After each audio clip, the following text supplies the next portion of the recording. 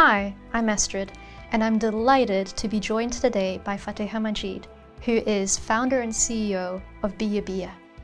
So, tell us about BiyeBiye. What is it that you wanted to achieve with this app? So BiyeBiye is the first religiously endorsed family matchmaking app for Muslims.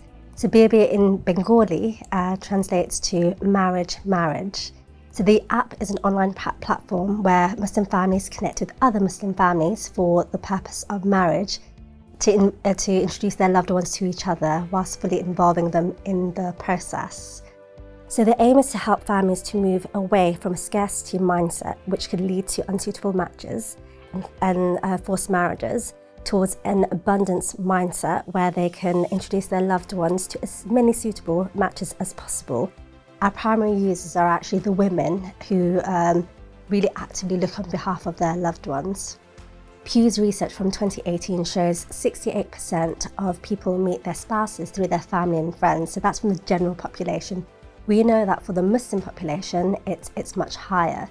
So we conducted research through Islamic makers, and our findings were that 87% of Muslim millennials are happy for their families to look on their behalf.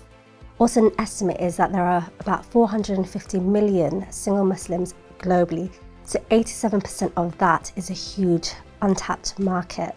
Our goal is within 5 years to have 5 million users using the app, and within that to have 250,000 successful marriages.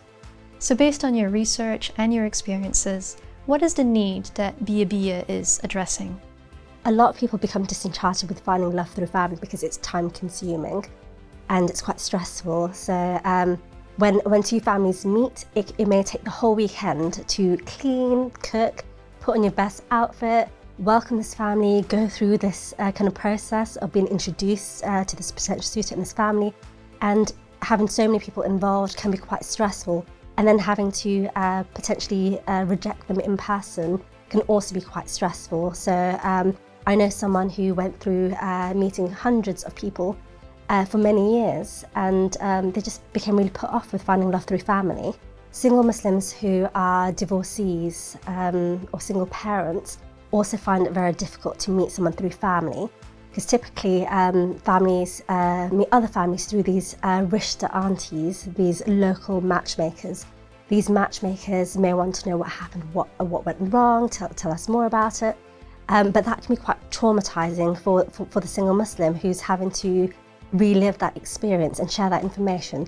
Also, there's a fear that they may share that with the wider community and gossip. So it really does put off a lot of people through finding a love through family because of that aspect. And so BiyeBiye is really trying to give an alternative to sidestep these potential dynamics, but also bring people together who might have different backgrounds or different experiences. So that's really, really amazing. So what does that mean for the features that you offer on the app?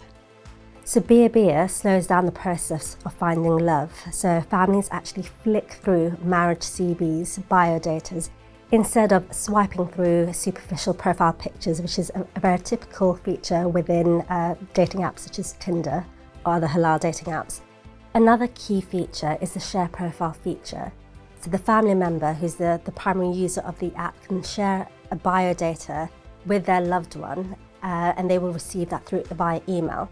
The loved one, at their own convenience, will see their profile within their email and say yes, no, maybe, and leave a comment. So this is a great feature because from our findings, a lot of people complained about walking through the door and their parents holding a marriage CV, and you just want to relax when you reach home. You want to be able to let your family know yes or no at your own convenience. So this can be quite a stress point for the individual as well, to have to say no on the spot. There are quite a lot of apps out there that are about dating or about marriage, and some of them are specifically for Muslims. So I was wondering if you could tell us, what is it that makes BiyeBiye stand out against its competitors? So what really sets us apart from our competitors is that BiyeBiye is religiously endorsed. So it's considered to be genuinely halal and in line with Islam and Islamic values. So Dr. Sheikh Abu Ibrahim endorsed BiyeBiye because of the family approach. Islam favours an indirect approach to finding love through family and the community. And it's about families searching for families, whereas these halal dating apps, it's singles looking for singles, and that's something which scholars and imams will never endorse. It does sound like if you're going to respect this sort of very the family orientation towards finding love, family approach towards finding love, that can be quite complex when you try to translate that into the digital realm, or using digital technologies to support that. These features sound really quite complex to get right, and so I was wondering, what did the product discovery process look like for you? How did you figure out what it was that you needed to do with the app?